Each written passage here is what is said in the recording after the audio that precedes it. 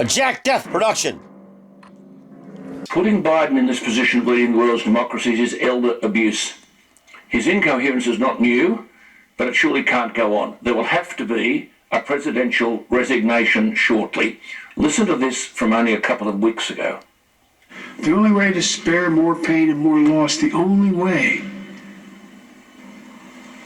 These millstones no longer mark our national mourning. These milestones, I should say, no longer mark our national mourning.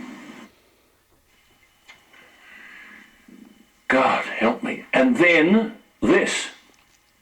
I have never been particularly poor at calculating how to get things done in the United States Senate. So the best way to get something done, if it holds near and dear to you that you like to be able to, anyway.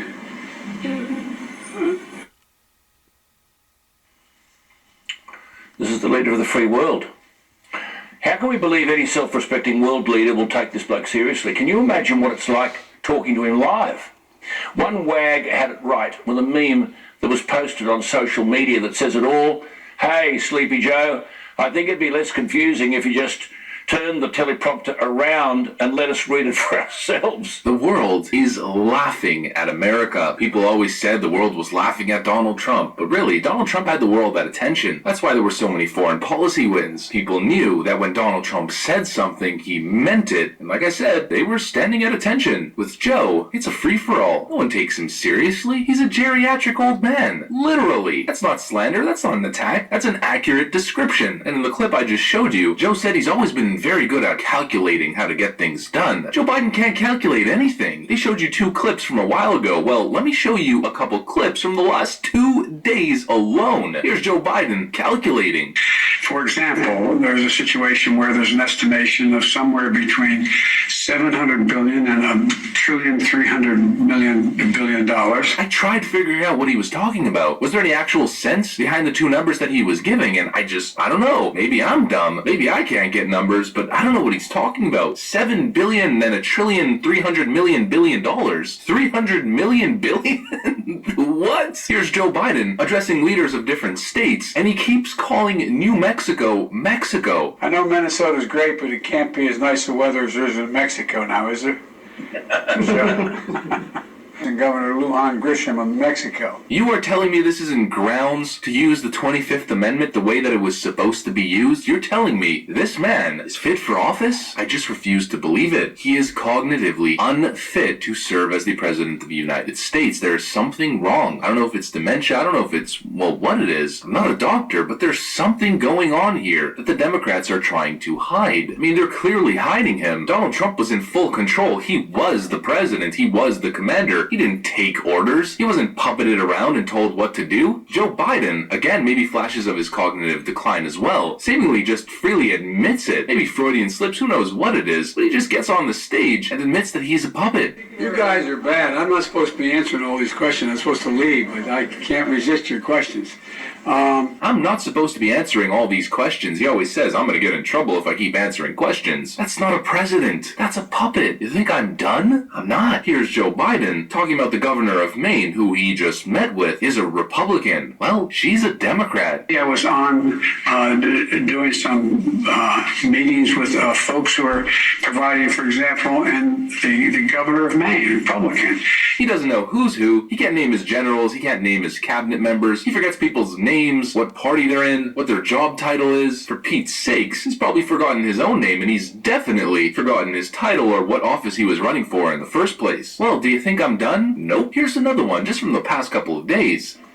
Now, here's what drives the driver in the states that are affected.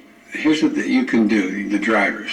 Don't panic, number one. Here's what you can do, the drivers. That is not English. That is a cry for help. And now Biden is to announce a $4 trillion infrastructure plan with massive tax hikes. This guy is making the most consequential economic and financial decisions for the American people. This guy. We're just gonna roam around and act as if nothing's wrong. Everything's going according to plan. Joe Biden is perfectly fine, totally capable of making these massive decisions, and not just a Democrat puppet who's signing anything they present in front of him. Oh, Joe, it's going to create 20 million jobs. Oh, well, great, Jack. Let me sign right over here. No questions asked. $4 trillion infrastructure plan as we're seeing massive inflation like we haven't seen in over a decade. How is that a good idea? How is printing $4 trillion and increasing taxes as the economy is seemingly starting to fail to recover? People aren't going back to work. Inflation is going up. Gas prices are going through the roof. How does it make sense to now increase taxes on job creators and corporations? Well, it doesn't make sense. And we have historical data to show exactly what it does. It's economically devastating. And there's just no honesty coming from the Biden admin. There's no logic, no common sense like I keep saying. Pete Buttigieg, it's not even an infrastructure plan, but all these partisan Democrat talking heads, these establishment shills that work for the Biden admin are so incredibly deceptive. They'll just say anything to justify what they're pushing forward. Look at the prices are about to skyrocket on absolutely everything. Democrats want $15 an hour. $15 an hour is about to be the exact poverty wages that they're trying to run away from if they continue to cause this hyperinflation. Democrats shouldn't be anywhere near economic policy decisions ever. I mean, just check out this headline. Joe Biden proposes more education spending to solve gas shortages. Paying off teachers' unions is going to solve gas shortages? Climate change is going to solve the border crisis? Seeing a trend here? Nothing makes sense. And when the downfall falls on your shoulders, you think the Democrats care? No, they're tone deaf, they're out of touch, and of course, they're callous and don't care. Energy Secretary Jennifer Granholm on Colonial Pipeline crisis: if you drove an electric car, this would not be affecting you. This is the Energy Secretary. If you drove an electric car, this wouldn't affect you. Well, what about the majority of gas that's used, which isn't from ordinary people trying to get to work and driving their cars? It's from industry. It's from transportation, and not for people, but for goods and products. Now, when they should just install solar panels on your trucks. It's craziness. It's actually craziness. This is not. Change has to happen slowly. You got to create incentive. So there you have it, folks. And in regards to inflation,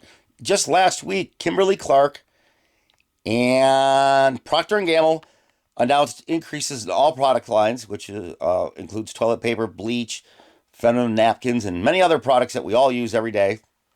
Well, Waldo doesn't use feminine napkins, but my three women do, are going up between 8 and 10%. That's a fact. See, when you tax big business, they just raise the prices to the consumer. So although maybe we won't have a tax hike if we make less than $400,000, but you're going to pay more for everything else. This has been Waldo Riveria reporting. Thanks to the liberal hive mind for the clips that I borrowed from him. And here's his credit. Thank you very much. Appreciate it.